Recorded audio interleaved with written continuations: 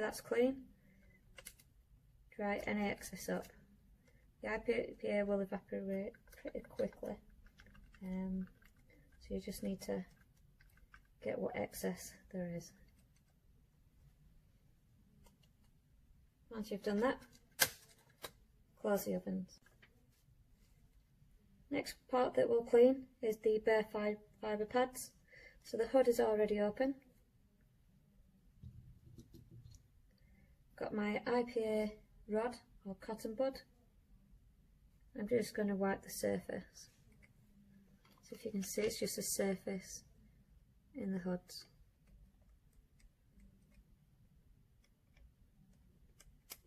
And the fibre pads. Once I'm happy, again, I'm going to use a dry cotton bud or lint-free rod to just dry the excess.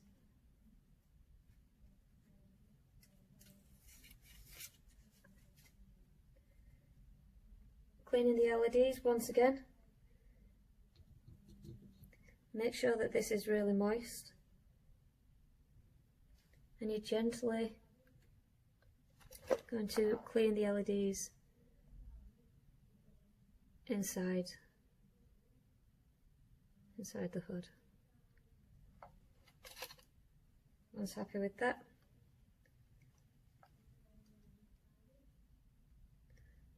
you're going to gently take away the excess.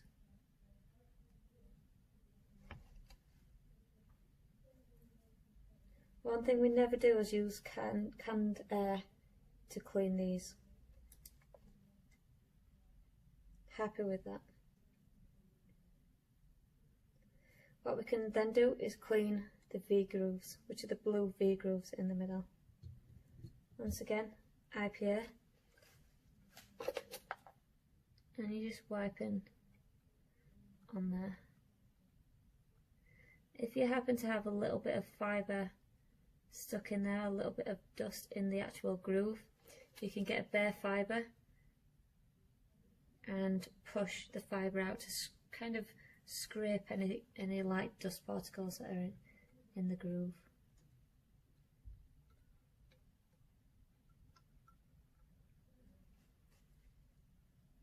Okay, so I'm happy with that. I'm just going to give it a quick once over to make sure that I'm happy. This is a dry, once again, to pick up the dust.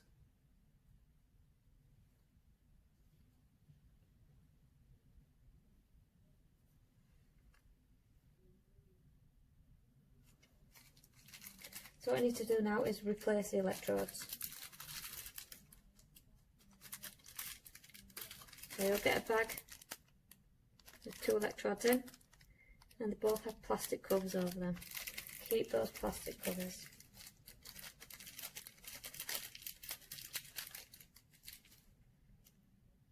That's how they'll be.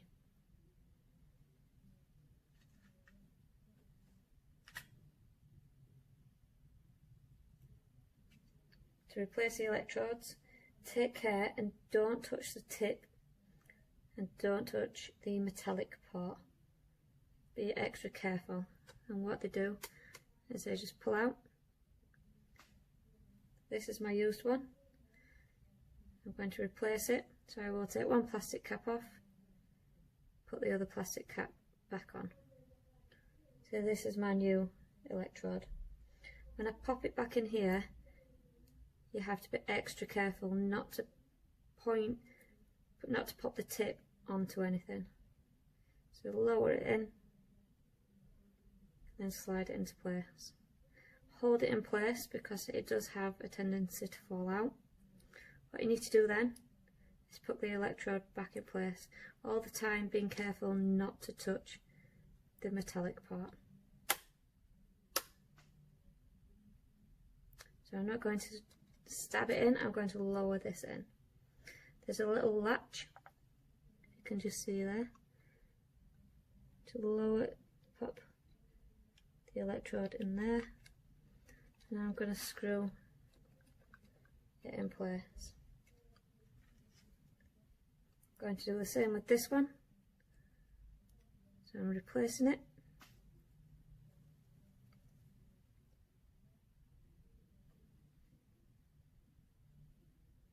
Taking the cap off, popping it on.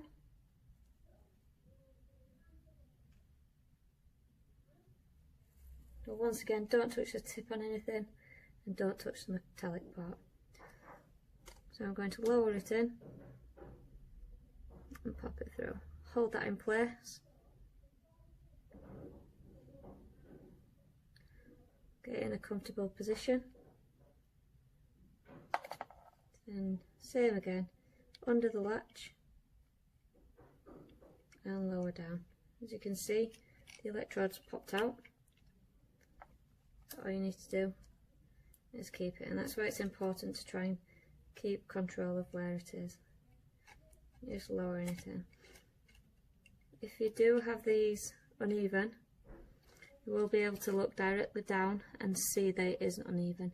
Just hand tighten those, and that's the electrodes replaced.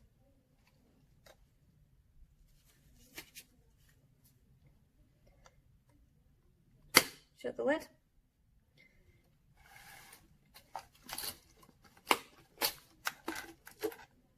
Pop the battery back in. Just have a look on the battery. If you push here, it will tell you how much power is left in the battery. Click it into place. Make sure it's on properly. You have a heat tray. Just pops onto the back. Turn it back on.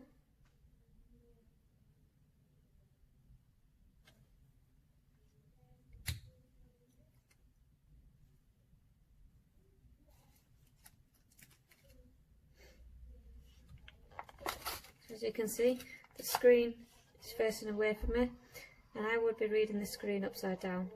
So all you need to do is change the angle .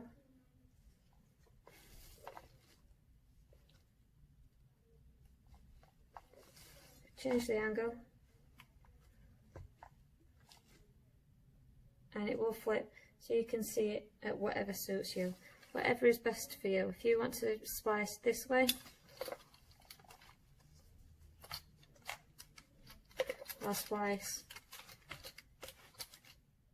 this way. It's up to you. It's what is more comfortable for you. But either way, the screen will flip, so you can read it.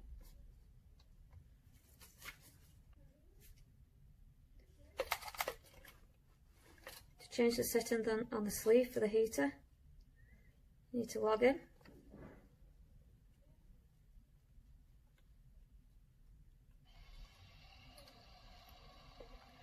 Once you're logged in, go and open reach type.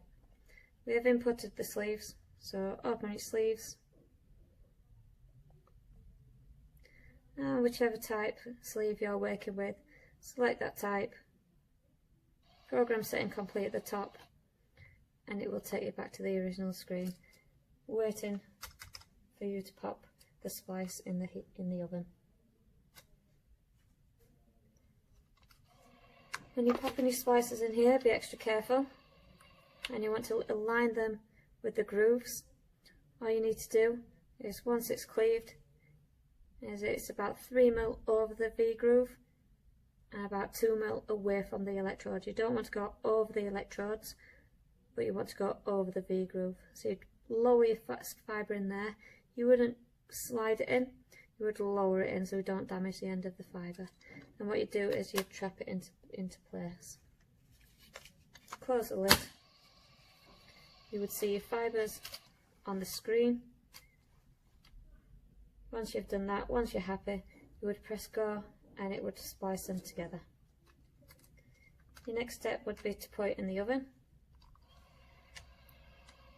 You would open the splice hood, open the magnetic arms, lift the splice out, pop your sleeve over the splice, and you would lower it into the oven.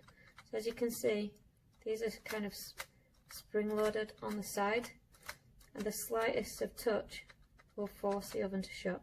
So you lower your fibre down, the oven shuts and it's set to auto, so it will automatically start shrinking the sleeve that's on there.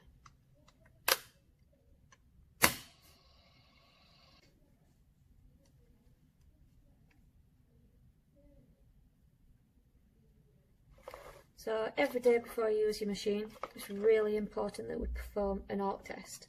So what you do is you would insert your prepared fibres, ensure the type of fibre matches the fibre that's inserted, and you'd set it to arc test at the bottom. What you will do is press go, and it will either say arc power too strong, arc power too weak, or arc power good, arc state good. What you need to do is do that until it's successful. If it is successful and it's in a good arc state, then splicing can be performed. If it isn't, you have to keep redoing it until the arc test is ready. If the arc test isn't good, the machine's not good to go. So you must do that every single day. Not once a week, it is every single day. Once your arc test is good, make sure you turn the arc test off so it doesn't do another one, and like I said, you're ready to splice.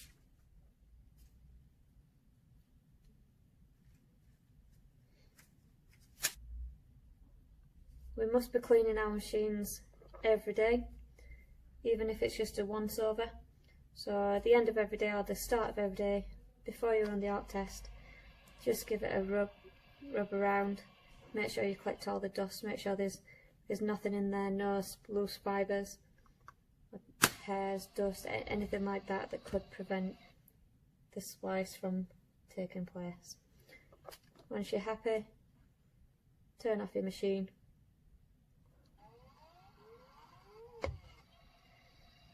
I would take the heat plate out,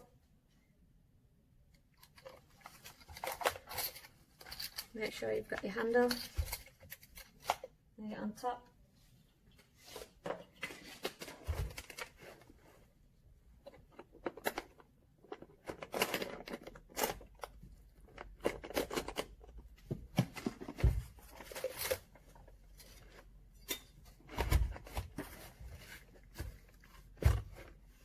and lower the splicer back in. Leave this handle on top, so tomorrow when you're ready for work, grab the handle and you take it out.